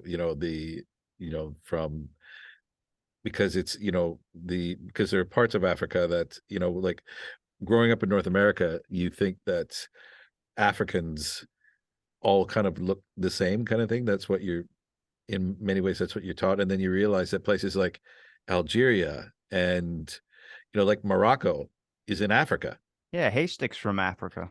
Yeah, and so you go, these people don't look like these people who don't look like these people. And then you have South Africa. Now that's a slightly different thing, but Africa, huge country, many different types and of, colors and all the stuff there. And it's quite a fascinating place kind of thing. But yeah, it was, you kind of go, yeah, That's like it's saying a, that all like Chinese people are all people of Asian descent look alike. That's not true either. yeah, that's, You can tell it if you like pay attention. Like I've noticed it now. Like there's a girl that goes to my work, trains with Dan. She actually just won a competition. She's Korean, and Dan's like, "How'd you know that?" I was like, "I can just tell." Like you eventually you I talk to a lot of people, so eventually I just start noticing certain facial features or things where, and I've always been kind of good at that, but it's the same thing with voices. I mean, when you get into the difference between an Australian accent and a New Zealand accent is very subtle, but it's there. There's a difference between a Canadian and an American accent in general. well, you got Irish roots. I can tell that much. I do not. See, Yes, not you even, do. You got something no. Irish in you. See, that's You look like an it, O'Malley. no, but that's the thing. People tell me that all the time. I'm Polish from descent, kind I of thing. really would not expect that. There is no Irish You gotta take an whatsoever. ancestry.com. Yeah, no Irish whatsoever. No, I've had that happen a lot. In fact, I was cast in an Irish play once where they told me my accent was better than like a local, and I went, "Oh, is that so good?" But I get I get that question, or people tell me that all the time. They go, "So where in Ireland are you from?" And I go, "Ireland. I'm not Irish at I'm from all." Shevekistan.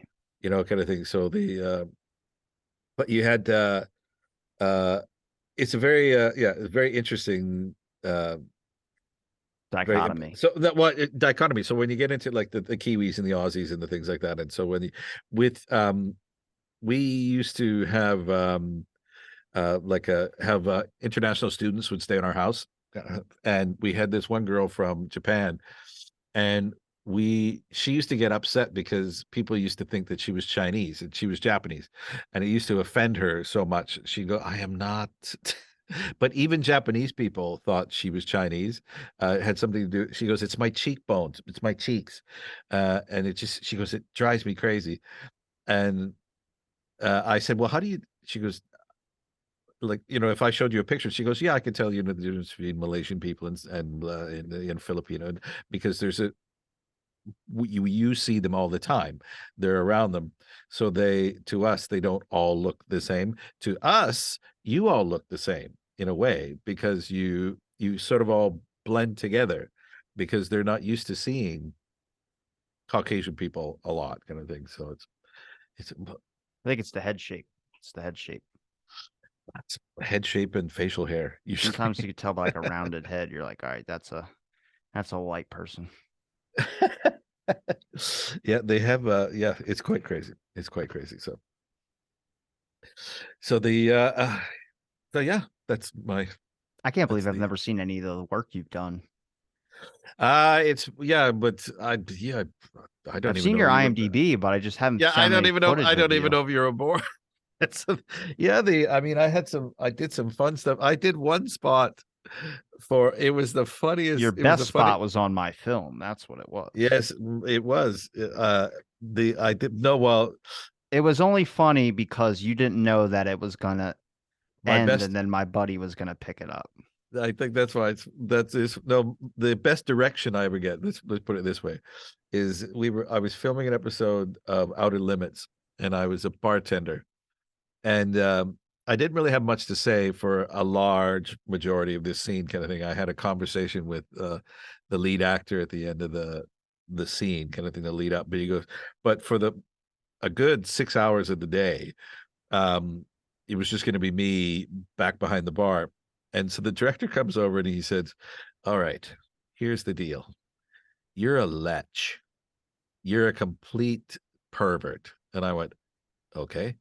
He goes, you see this waitress over here?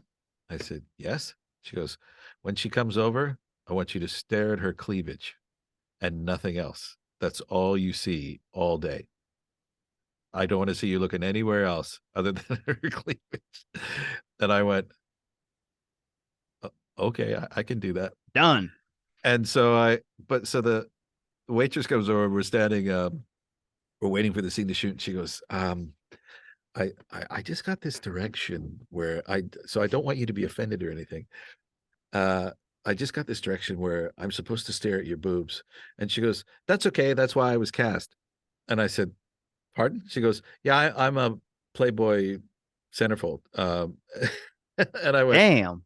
and I went, oh, and she goes, yeah. So, What are you doing later? so basically they said, you have great tits. Uh, would you like to do this scene? And she went, yeah, that's fine. They said, because they're going to be featured. And she went, yeah, that's not a problem. Imagine if she said no and then like just fucking sued the Well, shit see out of that, him. well, again, this is the 90s, this is, shit like that happened all the time where you kind of went, if, taken out of context, but here you have somebody who she was like, yeah, that's fine. That's why I'm here. And I went, oh, okay. And she made pretty good money for just, um, she goes, I pretty much, she goes, I have to put up with that all the time, no matter where I go. So to get paid for it is awesome. Somebody underrated is Andy Dick in the movie Employee of the Month, where if you've ever seen that with Dane Cook, it's probably one of my all-time favorite movies, but he's the cross-eyed ophthalmologist or whatever that's at the grocery store trying to give people glasses or corrected lenses and shit. So your eye doctor has messed up eyes. Like one eye's looking this way and the other eye's looking upwards. And he's just cross-eyed basically. He's at this party and the guy's saying something goes, hey Zach, that box boy job isn't really working out for you, is it? And he can't really see. And Zach just starts laughing, who's Dane Cook, but he pops one of those party poppers and explodes. He just goes, what the fuck? And just screams. And it's the funniest shit I had ever seen. And I remember only him from that. But whenever I like find something like Andy Dick created, I'm like, I'm watching this because that was my first impression. Employee of the Month was a movie I watched when I was 14 or 15 years old. And I just watched that over and over and over again. So that's like, I know people say it's not a really good comedy. I'm like, I thought it was fucking hilarious. I joined Dane Cook's Twitter space because he was hosting it and he let me speak. And I go, aren't you Box Boy Zach? And then I left. And that was it. That was my only interaction with Dane Cook. And I fucking love it. Now, where's he based out? Is California, I think. uh He's a pretty popular actor, or was for a while. Comedian too. yeah, I'm trying to think. Now, is his character Andy Dick or is he Who, um Andy Dick? yeah, Andy no, Dick is Andy, an actor. yeah. I was in a movie with Andy Dick. It was a Christmas movie.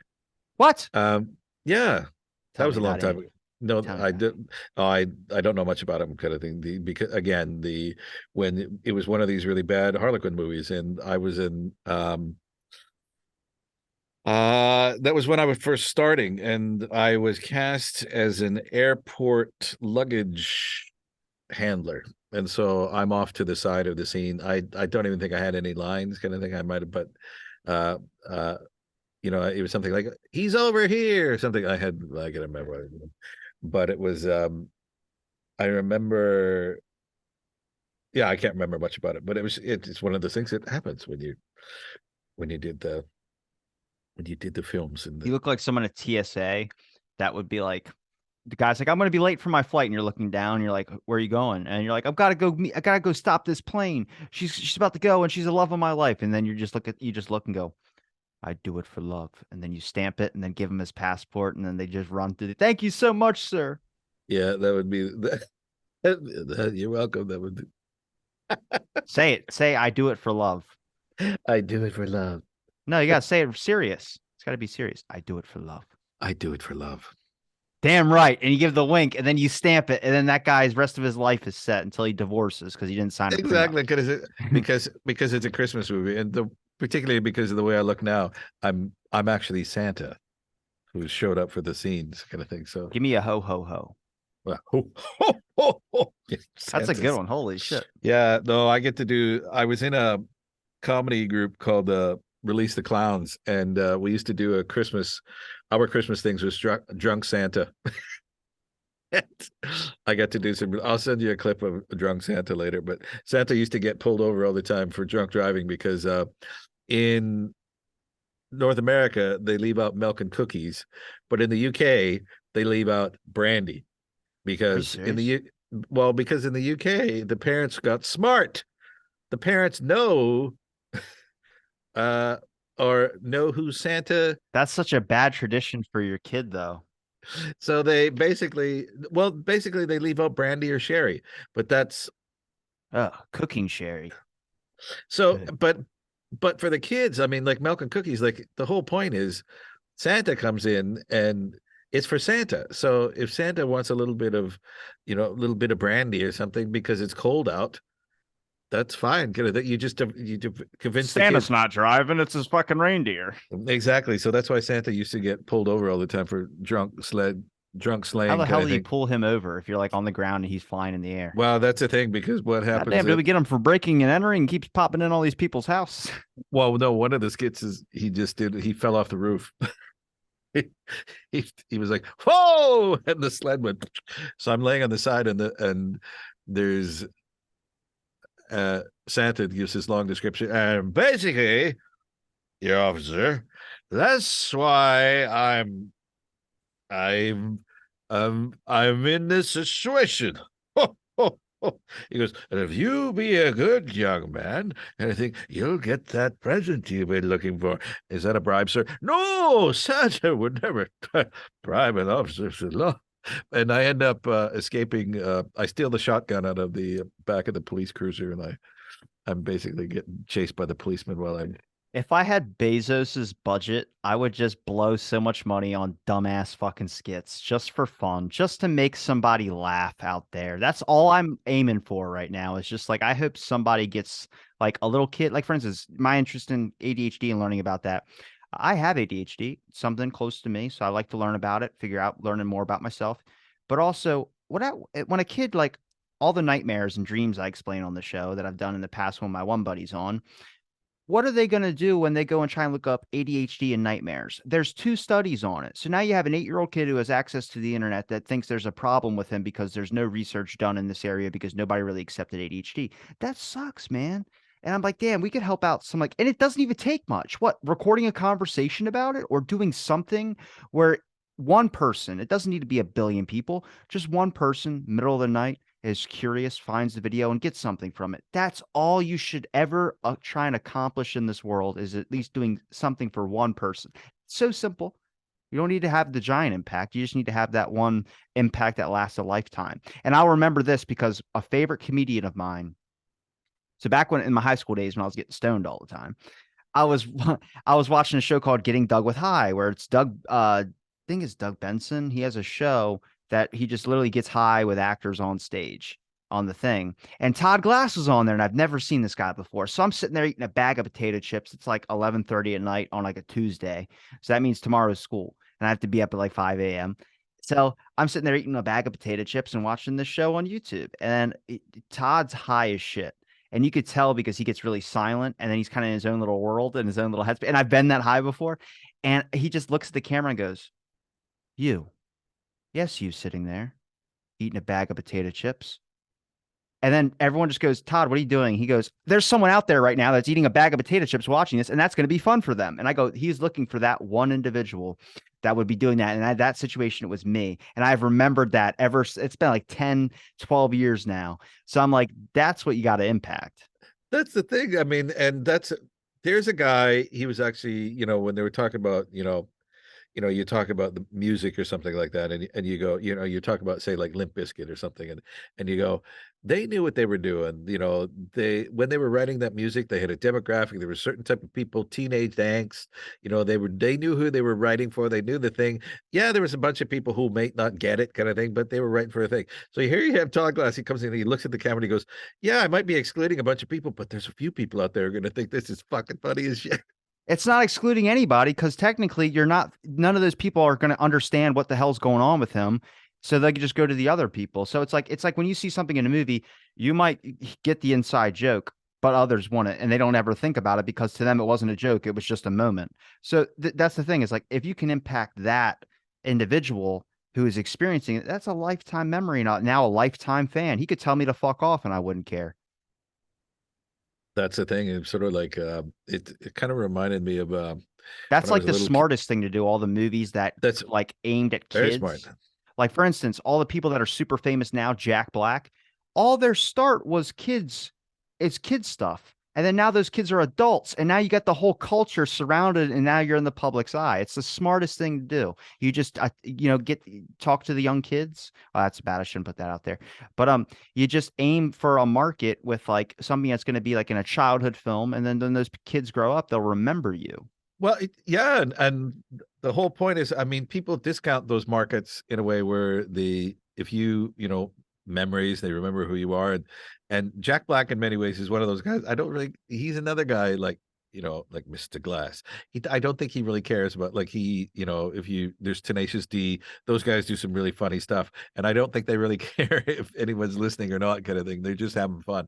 And then you have what was it? He sang some song. The other it was a YouTube clip of him singing a very famous song without lyrics. He just doesn't. He just makes sounds. He Yeah. doesn't use and you kind of go, why are you doing that kind of thing? Because it's funny. And there's a bunch of people out there who will think it's funny, and some people are looking at him going, "You're weird." But there's a couple people out there going, "That is the best thing I've ever seen, man." I don't know the words either. That's awesome. I do this because how many people do that? You get halfway through a song and you hit that one verse you don't know the words to, so you la la and you do your way through it. That's really funny. It's just, I don't know. I got it with like talking about films and stuff. Like there's films for me that I like and there's films that I don't like, but there's also I know that those films are not for me. So it's like when I look at a film, I look at it more on the basis of like how much time did someone put into this? Is it good this way? That's why when someone goes, "Oh, I didn't watch it, it's crap." I'm like, "How can you ever say a film's crap? It's just not fit for you." There's someone out there that probably has a whole following of it. Even before that, you kind of have to go, uh it's that's a big that's a very that comment, it brings me back to the movie The Temptation of Christ. Uh the which Willem Dafoe in it plays Jesus basically. And I don't know if you're familiar with the movie or anything, but basically it's a big I'm sorry. I'm looking at my Tinder right now as like a joke, and it's getting like it's got 20 likes right now just with a picture of my calf.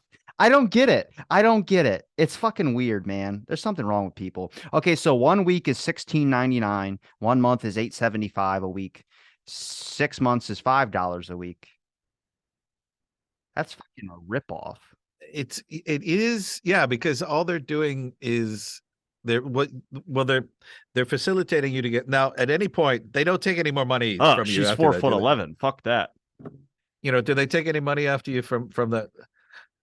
They just keep charging you. It's like subscriptions, man. Ah, okay, It's because fucking there's stupid. so they don't do commission or anything like that. It's like, I okay, usually so you just so you two got together. I usually Let's swipe on people that that probably haven't gotten any swipes, and I'm just like, "There's a something for you. There's a confidence booster for you. There's a confidence boost." My buddy used to do that all the time. We used to do jet skis, and he used to sit there and go, "I only swipe on like the really ugly ones," and I'm like, "Why?" He's like, "Just to give him a confidence boost." I'm like, "You're a nice guy," but then you match with one of them, you're like, "Fuck." What do you do? Then they message you, "Are you wearing sweatpants?" You're like, "Why the fuck do you want to know I'm wearing sweat?" Who opens up a conversation asking if I'm wearing sweatpants? We used to have so much fun doing jet skis, man. That is a time I do miss. I do miss jet skis a lot. Mostly, I just miss, I think, the feeling of being on a jet ski. the actual jet ski itself. What does a jet ski have to do with Tinder? Because that's what I was talking about the app. We were using the app while working jet skis when that app first was like popular. Oh, When it was like the early days of the app. I missed that part. I heard the app. I didn't know you were So working my it. buddy would sit at work on Tinder and he would just while we're doing jet skis waiting for a ride to go out, he would just swipe on all the ugly Oh, ones or the ones he thought were ugly. Obviously, everyone's beauty is in the eye of the beholder. the eye of the beholder, baby. So I was like, what happens if you get a match? And he's like, I don't know. And I was like, yeah, dude, you're kind of like, they message you like, hey, are you wearing sweatpants? It's like, who opens up a conversation like that? So now that I repeated that, but Yeah, and well, no, and that's the thing where coming back, just what I was saying about where that guy said I didn't watch that movie, it's crap. You kind of go, how do you know it's crap if you didn't watch it? The amount of people that do that, they've heard it's crap, maybe from someone else, kind of thing. And hopefully these people are now. It's the same thing, like with Tinder, you might go, I've heard that. Nope, nope. Or you see someone that might be of a certain uh type or something, you might go, nope, I've heard things, nope, nope, nope, and you just keep swiping, and you go, it's weird, and until you meet them, you'll never know if you like them. or if they start putting demonic shit on their profile, I'm out. I'm like, sorry, I don't want to be killed for some ritual. Well, maybe they just want to make your penis bigger. I don't know. I don't need any help in that department, Casper. Thanks for bringing that up. I'm doing just fine. That's Okay. good. That's good. I'll be signing up for porn anytime. No, just kidding. Oh my God. It's weird. It's like imagine being a porn actor and people go, "I recognize you from this." It's like I don't know what's more who's more embarrassed, like the actor guy or the person that's like, "Oh yeah, so you watched one of the porns?" It's like, so you recognize that. Oh, good. Would you rather be a really popular writer where no one would probably know who you are, a ghost writer, so you can't accept the fame, you can't say that this is me, or would you rather be a really popular porn actor? Like everyone knows Ron Jeremy. Damn, I'll never forget me trying to get him on my show in the early days of the pandemic. And I was like, would you do my show? And he said, yes, he would. And then next thing I know, I see him getting arrested and shit. I'm like, fuck, he's never going to do my show. That's a now actually, if I said if I said no, yes, actually, I'd like to be a porn actor. That's I don't want to see old guys porn.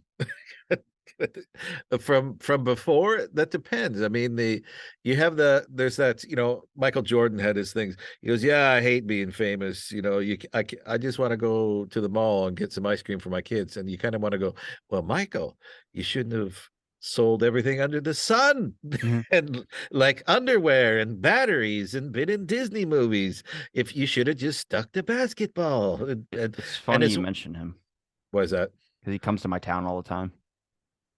Just just I met comes in, his just brother came into my work. I looked and the dude's like freakishly tall, and his brother, and I mean, not like freakishly tall, like maybe he's like 6'5", maybe 6'4". Just it's abnormal.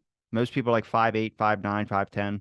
And I looked at the computer and his last name was Jordan, and I looked up and I go, that's not the same Jordan family, is it? And then my manager goes over and goes, that's Michael Jordan's brother. I'm like, what? His older brother? Yeah. And I'm like, okay, I'm gonna go over and say something to him. And he goes, yeah, I wouldn't. He goes, why? yeah, I And I'm wouldn't. like, why wouldn't I say something to him? It's fucking Michael Jordan's brother. And he goes, yeah, but imagine being the older brother and having your brother have a bigger name than you. And I go, oh, that's true. So I was walking out to go like hit my vape outside, and walking out the back door, he's doing the back rows. Yeah, yeah, And I walked past him. I go, "Are you really Michael Jordan's brother?" And he just goes, "Yeah, man. What's up?" And I'm like, "Okay, so is he like a normal guy?" And I was like, "I need a break from him sometimes. We come down here for the fishing tournament every year. But he's always trying to bet people. Like, I'll bet you I can go across this channel faster than you." And it's just like, "All right, Mike, yeah, I got to relax a little bit. So you need a break from your family sometimes." I'm like, "I get it, man. Look, I'm a little brother. I understand." And I hit him on the hit him with a fist bump. And then as I'm like walking and turning, I guess he just didn't want to engage anymore. I just started turning to go out the back door and I go, wait, I'm the little brother. He's the older brother. He does not know why I'm fist bumping him over that. And then like, oh, I'm embarrassed. I don't give a shit. It's Michael Jordan's older brother. Nobody fucking knows. And then I just walked out. It's just like, I don't care. yeah. This The people you meet. well, exactly. And sometimes you go, and that is an interesting thing. I mean, you kind of have to. You'd have to talk to that guy because I imagine he might get a bit tired of people going, "Are you Michael Jordan's brother?" It's like, yeah, I yeah. don't think he flashes it around at all. Well, no, because why would you, kind of thing? Because you're gonna have a bunch of people going, "Can you introduce us?" And it's like, well, what's wrong with me? Do you want to? Oh, well, you're just the brother, kind of thing. Imagine going through life going, "You're just the brother." Because you had this other way. So that happens, and so you kind of have to be careful. Now, again, you could be a ghostwriter. If I was making a shit ton of money, nobody knew who I was. From the way my personality is, that's okay. Because if I could take my friends out for big parties and all that kind of crap, um, but if I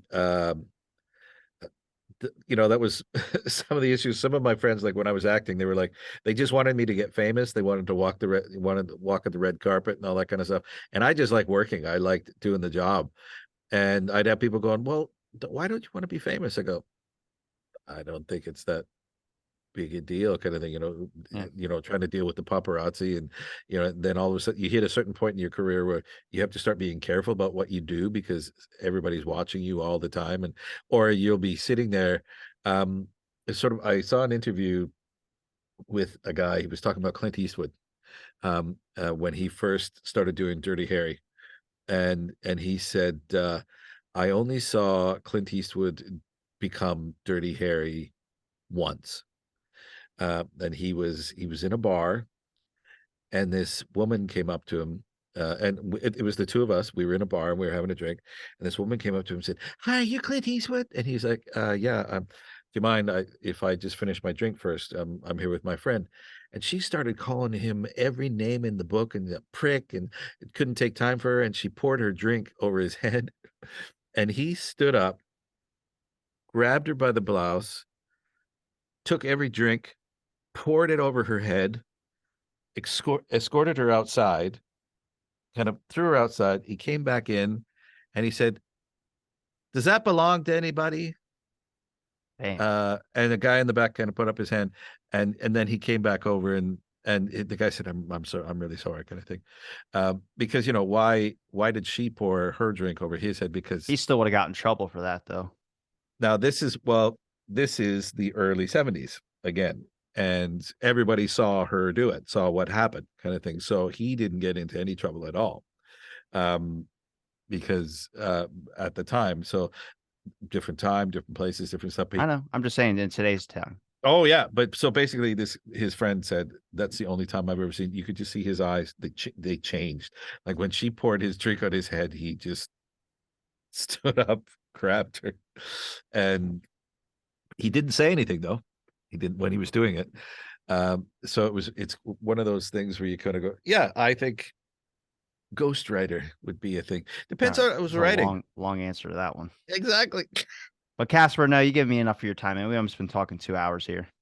Oh wow, I love these conversations, man. I love chatting with you, dude. We've done plenty of conversations off air, but it's always good to have you back on the show. Is there a place where people can find your links?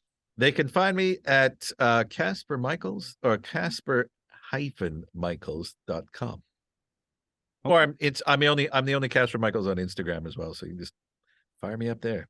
And I'll link those in the description for people who will be able to click. It's always a pleasure, my friend. Keep the beard growing out longer. It looks nice. Thank you very much. All right. Thanks, everybody, for listening to this episode of Out of the Blank. Stay tuned for next episode.